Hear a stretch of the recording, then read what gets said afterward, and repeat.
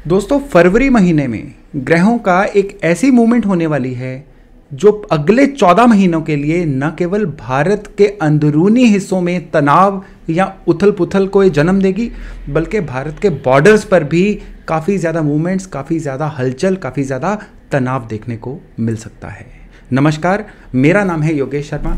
बहुत बहुत स्वागत है आपका happy life with Yogesh Sharma में। और आज हम बात करने वाले हैं फरवरी महीने की 10 और 11 तारीख को मकर राशि में 6 ग्रहों के होने वाले संयोग की।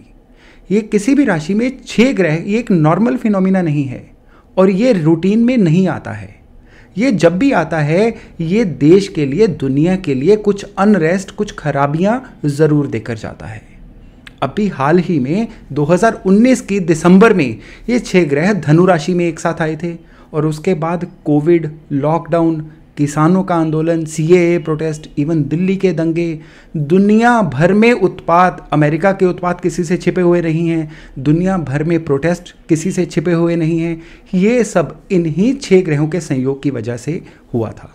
और इस बार ये जो संयोग हो रहा है ये मकर राशि में हो रहा है और ये संयोग देश के लिए क्या लेकर आएगा, दुनिया के लिए क्या लेकर आएगा, इस वीडियो में हम यही चर्चा करने वाले हैं। देखिए, अगर हम इंडिया की कुंडली की बात करें तो ये 6 ग्रहों का संयोग अब इंडिया के चार्ट में 9th हाउस में होने वाला है। और 9वां घर किस चीज़ का है? 9वां घर है रिलीजन का, धर्म का, रिलीजियस सेंटिमेंट्स का। 9वां घर है जुडिशरी का, सुप्रीम कोर्ट का। सुप्रीम कोर्ट द्वारा देश को गाइड करने का या कुछ ऐसे रूल्स को में इंटरफेयर करने का जो रूल्स देश की फेवर में ना हो। तो इस घर में अगर 6 ग्रहों का कॉम्बिनेशन हो रहा है तो ये क्या शो कर रहा है? ये शो कर रहा है कि इस साल में, खास करके अगले 14 महीनों में क्या होगा, देश में रिलीजियस सेंटिमेंट्स जो हैं वो खराब होंगे। धर्म के नाम पर उन्माद हो सकता है, धर्म के नाम पर इवन राइट्स, दंगे जैसी सिचुएशन भी बन सकती है। इस समय में सुप्रीम कोर्ट कुछ इस तरह के डिसीजन दे सकते हैं जो लोगों को अनएक्सेप्टेबल हो या जिसकी वजह से भी देश में काफ़ी ज़्यादा अनरेस्ट हो या जिसकी वजह से सरकार को थोड़ा सा नीचा देखना पड़े। तो ये मकर राशि में जो 6 ग्रहों का संयोग है ये मोटे मोटे तौर पर तो ये रिजल्ट लेकर आ रहा है, लेकिन जो पिक्चर है, जो सीन है, इससे कहीं ज़्यादा ब्रॉड है। कैसे ब्रॉड है? क्योंकि मकर राशि में ये जो 6 ग्रह हैं, ये 6 ग्रह सीधी दृष्टि से कर्क राशि को देख रहे हैं और कर्क राशि इंडिया के चार्ट में 3rd हाउस है। क्या इंडिकेट कर रहा है? हर तरह की कम्युनिकेशन, फिर चाहे वो अखबारें हों, मैगजीन्स हों, प्रिंट मीडिया हो, टेलीविज़न हो, न्यूज़ चैनल्स हों और social media, Facebook, Twitter, YouTube, कुछ भी हो, ये सारे के सारे इसी घर से इंडिया के लिए इंडिकेट हो रहे हैं। और मकर राशि में ये जो 6 ग्रह हैं इस घर को सीधे सीधे प्रभावित कर रहे हैं।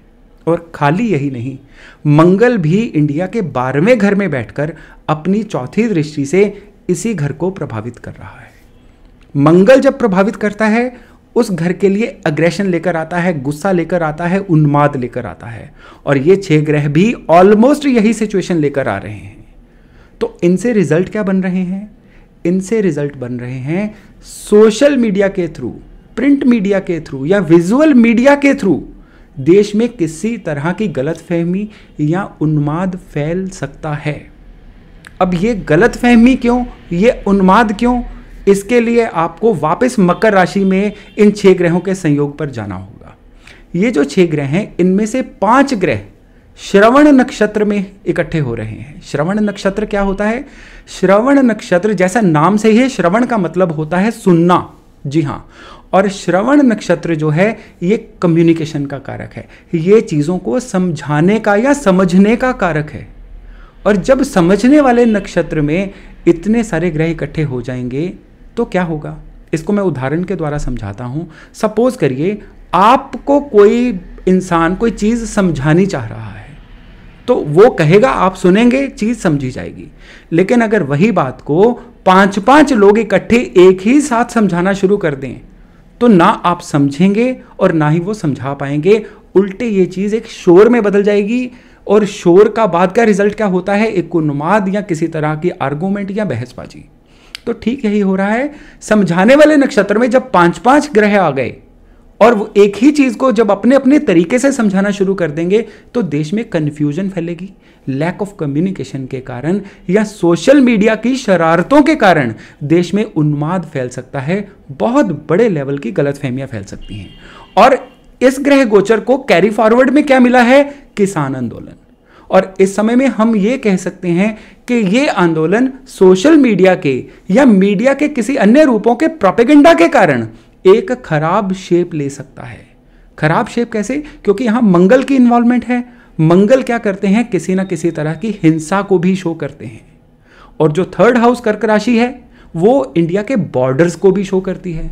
और यहां पर ये इस चीज की बहुत ज्यादा संभावना बनेगी कि बॉर्डर्स के ऊपर भी हमारे पड़ोसी देशों की किसी शरारत की वजह से, क्योंकि कम्युनिकेशन की खराबी है, वो कहेंगे कुछ और करेंगे कुछ, इन्हीं शरारतों की वजह से काफ़ी ज़्यादा उन्माद फैल सकता है, काफ़ी ज़्यादा टेंशन हो सकती है, किसी ना किसी मिलिट्री एक्शन के भी योग बन सकते हैं।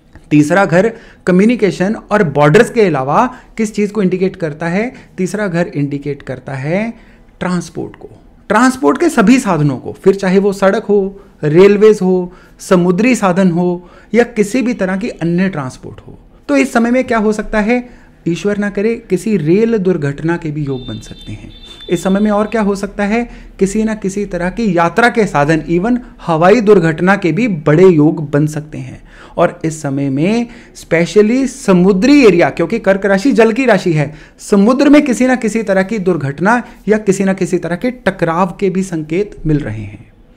लेकिन एक चीज जो दिमाग में आती है कि 2 दिन का ये ग्रह योग है, केवल 2 दिन का ग्रह योग इतने लंबे समय तक इतनी बड़ी दिक्कतें कैसे दे सकता है? तो उसका जवाब भी शास्त्रों में बड़ा क्लियर कट दिया गया है। उसका जवाब है कि जब भी जिस राशि में ये ग्रह इकट्ठे हो रहे हैं उस राशि का स्वामी उस राशि में जब तक रहेगा ये प्रभाव आते रहेंगे।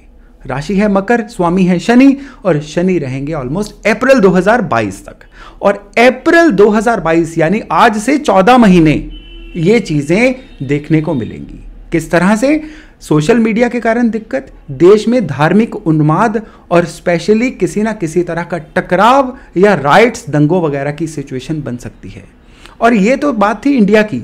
मकर राशि जो है ये दुनिया भर में सभी देशों के अलग अलग घरों को प्रभावित कर रही है। एक बात पक्की है कि इस समय में पूरी दुनिया में किसी न किसी तरह की अनरेस्ट के योग तो बनेंगे ही बनेंगे।